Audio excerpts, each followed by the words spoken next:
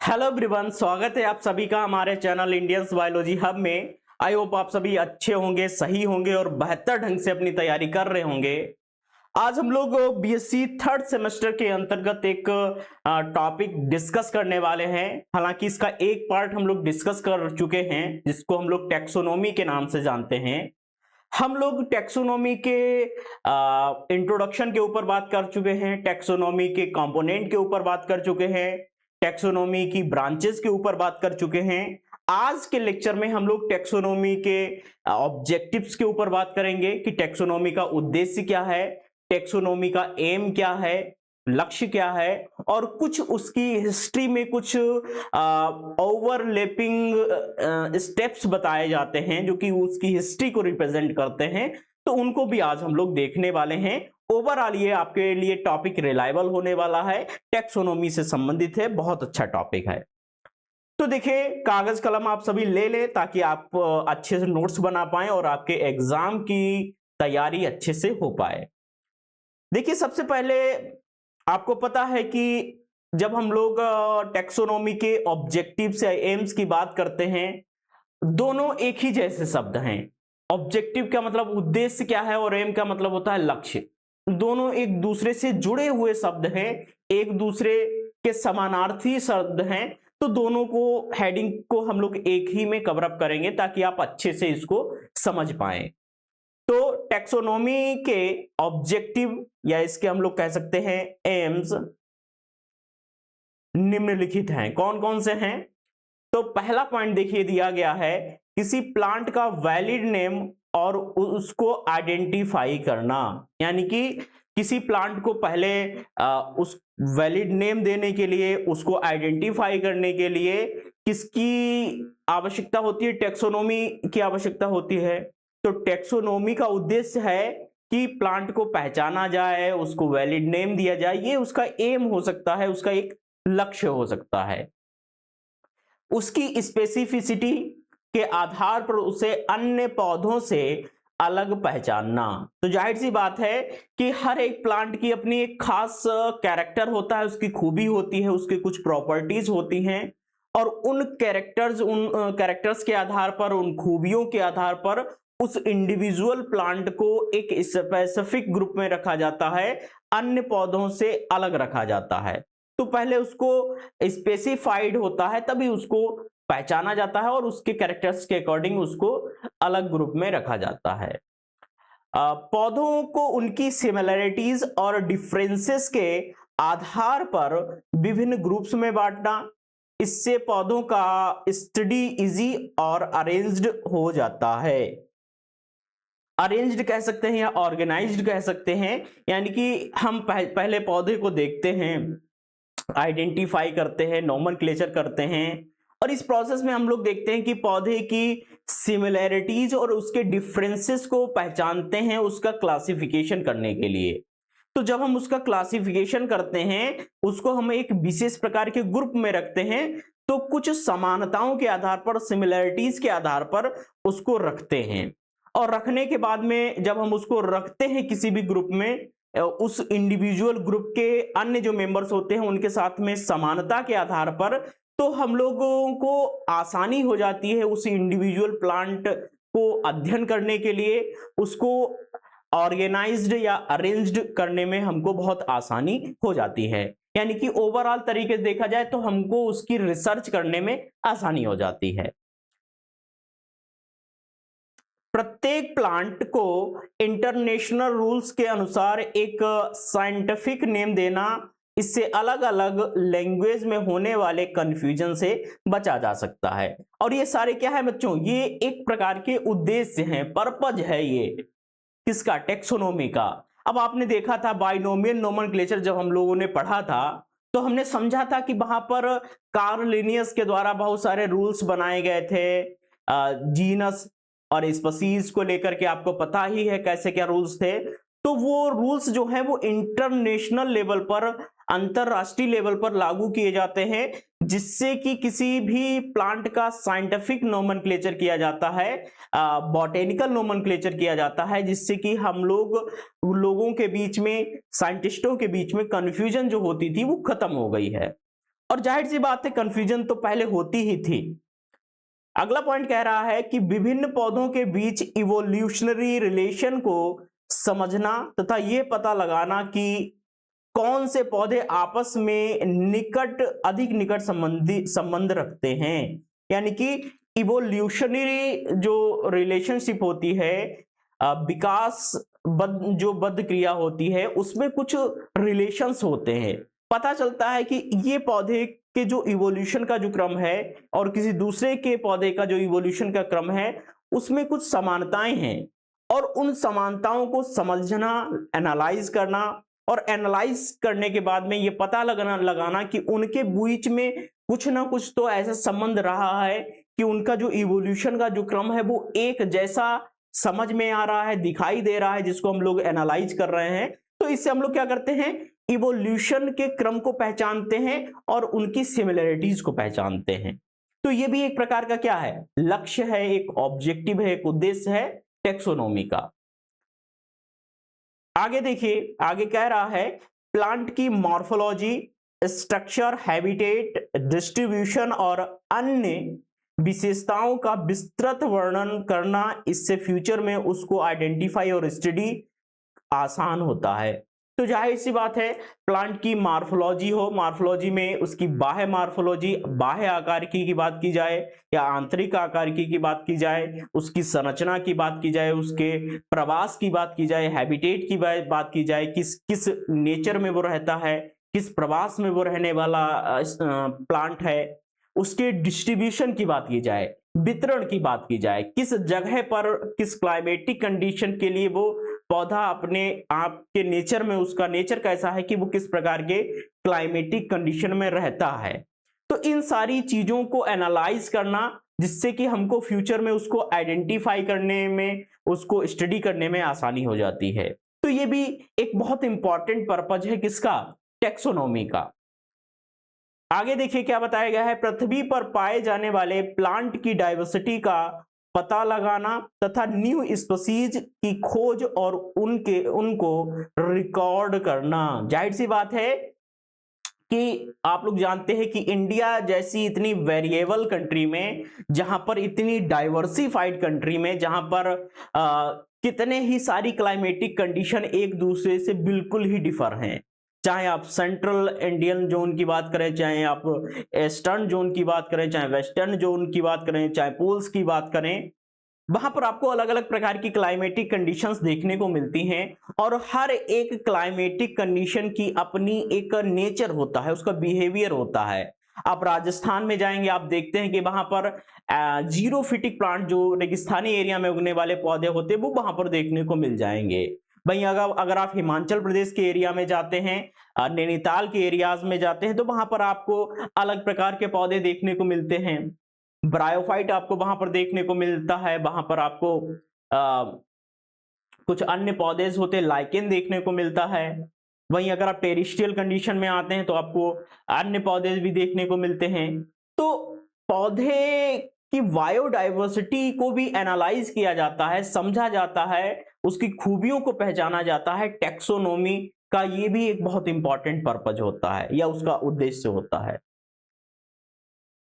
आगे देखिए क्या बताया गया है, पौधों की ओरिजिन यानी कि उसकी उत्पत्ति और डेवलपमेंट और उनके सीक्वेंशियल इवोल्यूशन को समझना तथा उनके जेनेटिकल रिलेशन का निर्धारण करना। बहुत इंपॉर्टेंट बात बताई गई है कि किसी प्लांट की ओरिजिन कैसे हुई है, यानी कि उत्पत्ति कैसे हुई है, उसका डेवलपमेंट कैसे हुआ है, और उसके सीक्वेंशियस इवोल्यूशन के क्रम क्या रहे हैं। जाहिर सी बात है, ऐसा नहीं है कि मल्टी सेलुलर ऑर्गेनिज्म एक साथ बन गया। पहले यूनिसेलुलर ऑर्गेनिज्म आया, एक कोशिकी जीव आए, उसके बाद में उसमें कुछ समय के साथ में कुछ चेंजेस हुए, फिर मल्टी सेलुलर ऑर्गेनिज्म आए।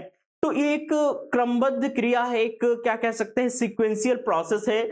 उसको समझना, उसके अकॉर्डिंग बहुत सारी चीजें निर्धारित भी होती हैं, और उनके बीच में जो जेनेटिकल रिलेशन होता है, दैट मीन उनके बीच में जो जीन्स को लेकर के, क्रोमोसोम्स को लेकर के जो रिलेशन होता है, उसको पहचानना, ये भी एक इंपॉर्टेंट पर्पज होता है टेक्सोनोमी का, या कह सकते हैं एक प्रकार का लक्ष्य है टेक्सोनोमी का ये। आगे देखिए, बहुत ही इंपॉर्टेंट पॉइंट लिखा हुआ है बेटा, दुर्लभ जिसको हम लोग रेयर कहते हैं, संकटग्रस्त जिसको एंडेंजर्ड कहा जाता है, और विलुप्त प्राय यानी कि थ्रेटेंड पौधों की पहचान करके उनके कंजर्वेशन यानी कि संरक्षण में सहायता करना। बहुत ही इंपॉर्टेंट पॉइंट बताया गया है। आप लोग देखते हैं, आप पढ़ेंगे रेड डाटा बुक के बारे में, जब पढ़ेंगे आगे चल करके आप अगले सेमेस्टर्स में, शायद इसी सेमेस्टर में आप पढ़ेंगे, तो आप पढ़ेंगे कि उसमें आपको रेयर स्पीसीज के बारे में, एंडेंजर्ड स्पीसीज के बारे में, जो एक्सटिंक्ट स्पीसीज के बारे में पढ़ाया जाता है। बताया जाता है कि बहुत सारी ऐसी स्पीसीज हैं जो संकटग्रस्त हो गई हैं, जिनकी जो नंबर ऑफ स्पीसीज हैं वो बहुत कम बची हैं। उनको कंजर्वेट करना, उनको बचाए रखना, ये हमारी मौलिक जिम्मेदारी है, हमारी गवर्नमेंट की मौलिक जिम्मेदारी है।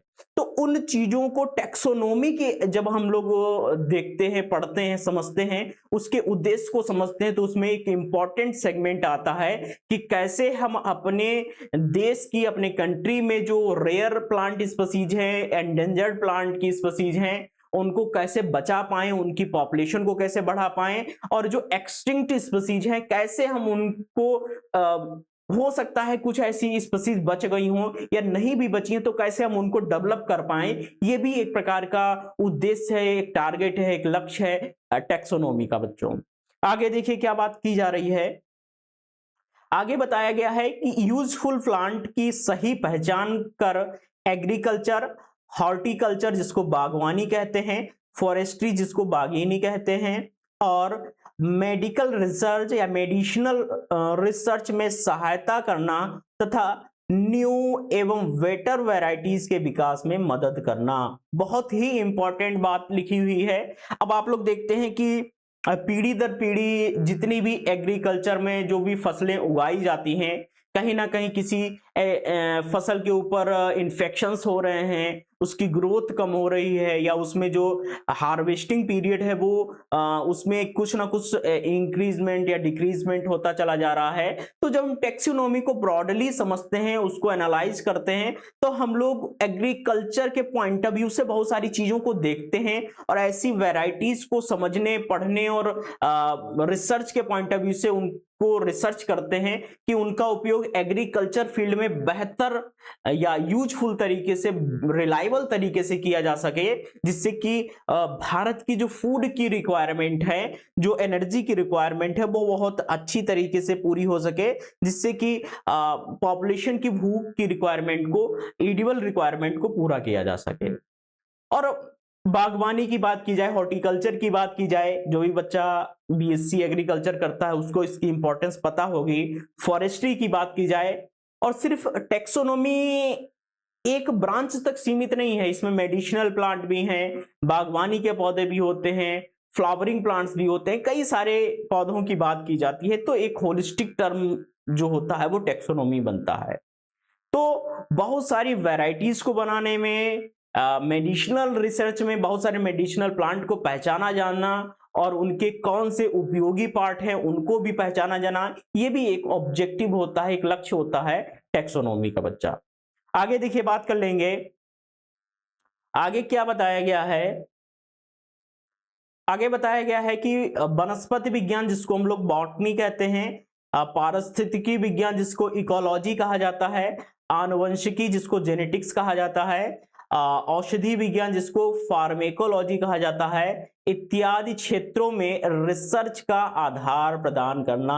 तो जाहिर सी बात है, इकोलॉजी के फील्ड में, बॉटनी के फील्ड में, जेनेटिक्स के फील्ड में, फार्मेकोलॉजी के फील्ड में आप रिसर्च तो तभी कर पाएंगे जब आपको किसी इंडिविजुअल प्लांट आपको पता है, उसकी आइडेंटिटी पता है, उसका नाम पता है, उसका क्लासिफिकेशन पता है, तो आप बेहतर ढंग से उसको अलग अलग फील्ड में उसकी रिसर्च कर पाएंगे, ताकि हम लोग एक रिसर्च के पॉइंट ऑफ व्यू से तो बढ़िया बात है ही, साथ ही साथ उसका किस तरीके से ह्यूमन पॉपुलेशंस के लिए किस तरीके से मेडिसिनल तरीके से उपयोग करा सकते हैं, या हम लोग उसको अलग एडिबल पर्पस से उसका किस तरीके से यूज कर सकते हैं, वो सारी चीजें भी एक पर्पस के रूप में, एक लक्ष्य के रूप में देखी जाती हैं टैक्सोनॉमी में। आगे देखिए क्या बताया गया है, किसी पौधे के ग्रुप के आधार पर उनके अन्य गुणों का अनुमान लगाना। कि किसी ग्रुप में कई सारे प्लांट की स्पीशीज को रखा गया है, तो उनके कुछ गुणों को देखते हुए, कुछ कैरेक्टर्स को देखते हुए उसके कई सारे अन्य कैरेक्टर्स का अनुमान लगा लेना, यानी कि एक प्रोसेस के अंतर्गत, एक प्रक्रिया के अंतर्गत हम लोग अनुमान लगाते हैं कि ऐसा हो भी सकता है। तो ये भी टेक्सोनोमी के अंतर्गत आता है, ये भी टेक्सोनोमी का एक लक्ष्य है। आगे देखिए, विभिन्न पौधों का कलेक्शन, यानी कि उसको कलेक्ट करना, संग्रह करना, डिस्ट्रीब्यूशन यानी कि वितरण, और साइंटिफिक रिकॉर्ड तैयार करना होता है। ये भी टेक्सोनोमी का बहुत इंपॉर्टेंट पार्ट है कि बहुत सारे पौधे होते हैं, उनकी इंपॉर्टेंस को समझते हुए उनको कलेक्ट किया जाना, उनका संग्रह किया जाता है, उनको डिस्ट्रीब्यूट किया जाता है, उनकी एडाप्टिव वैल्यूज के आधार पर, उनके किस कल्चर में वो उग सकते हैं, किस एटमॉस्फेयर में वो उग सकते हैं, उसके अकॉर्डिंग उसका डिस्ट्रीब्यूशन किया जाना, उसका साइंटिफिक रिकॉर्ड तैयार करना, जो कि बहुत इंपॉर्टेंट होता है रिसर्च के लिए। तो ये सारी चीजें भी टेक्सोनोमी के ऑब्जेक्टिव्स में बहुत ही इंपॉर्टेंट होती हैं। आगे देखिए, बताया गया है पौधों के conservation, agriculture, forestry, medicinal uses, scientific research में सहायता प्रदान करना होता है। जाहिर सी बात है, इन सारी फील्ड में भी टेक्सोनोमी रिलायबल है, इंपॉर्टेंट है बच्चा। ठीक है, तो ओवरऑल देखा जाए कि टेक्सोनोमी सिर्फ यहां तक नहीं सीमित है कि किसी पौधे को आइडेंटिफाई कर लिया, उसका नामकरण कर दिया और उसका क्लासिफिकेशन कर दिया, ये तो इंपॉर्टेंट कंपोनेंट है ही, साथ ही साथ उसका रिसर्च में कैसे हम लोग यूज करें, उसका मेडिसिनल एस्पेक्ट कैसे जाने, उसको कैसे हम लोग उसका डिस्ट्रीब्यूशन करें, ये भी पॉइंट्स बहुत ही इंपॉर्टेंट और रिलायबल हो जाते हैं टेक्सोनोमी के पॉइंट ऑफ व्यू से। आगे देखिए, मैंने आपको बताया कि थोड़ी सी हम लोग इसकी हिस्ट्री की बात करेंगे, इसके इतिहास की बात करेंगे। तो देखिए, बताया गया है 4 overlapping phases are evident in the history of plant taxonomy. ठीक है, 4 फेजेस हैं, उन 4 फेजेस में हम लोग समझने की कोशिश करेंगे कि किस तरीके से टेक्सोनोमी में उन फेजेस को रिप्रेजेंट कराया गया है और बताया गया है। सबसे पहली जो फेज है, फेज 1 जो है, उसमें पायनियर या एक्सप्लोरेटरी फेज जिसको कहा जाता है, इसमें क्या बताया गया है, इसमें बताया गया है बच्चा कि पायनियर और एक्सप्लोरेटरी फेज टेक्सोनोमी का पहला चरण है, यानी कि फर्स्ट स्टेप होता है बच्चा। इस स्टेप में वैज्ञानिक न्यू एरियाज की खोज, नए जगहों की खोज करते हैं, यानी कि जिसको हम लोग एक्सप्लोरेशन कहते हैं, एक्सप्लोर करना, नई नई जगहों पर जाना और उनको एक्सप्लोर करना। तो एक्सप्लोर करते हैं और वहां पर पाए जाने वाले पौधों का कलेक्शन करते हैं। तो जाहिर सी बात है, आप कहीं वैज्ञानिक जब किसी फील्ड एरिया का या जियोग्राफिकल कंडीशन को एक्सप्लोर करते हैं, तो वहां पर जो प्लांट की स्पीशीज उनको मिलती है, नई स्पीशीज मिलती हैं, उनको क्या करते हैं, उनको कलेक्ट करते हैं और प्राइमरली उनका अध्ययन करते हैं, यानी कि प्राथमिक तौर पर वहीं पर उनका जो है वो कलेक्ट करने के बाद में उनका अध्ययन करते हैं प्रिमिटिव तौर पर। इसका मुख्य उद्देश्य किसी एरिया या क्षेत्र में की बॉटनी, यानी कि फ्लोरा का मतलब क्या होता है, वनस्पति से होता है बच्चों, और फौना का मतलब किससे होता है, एनिमल से होता है, के बारे में बेसिक इंफॉर्मेशन कलेक्ट करना होता है।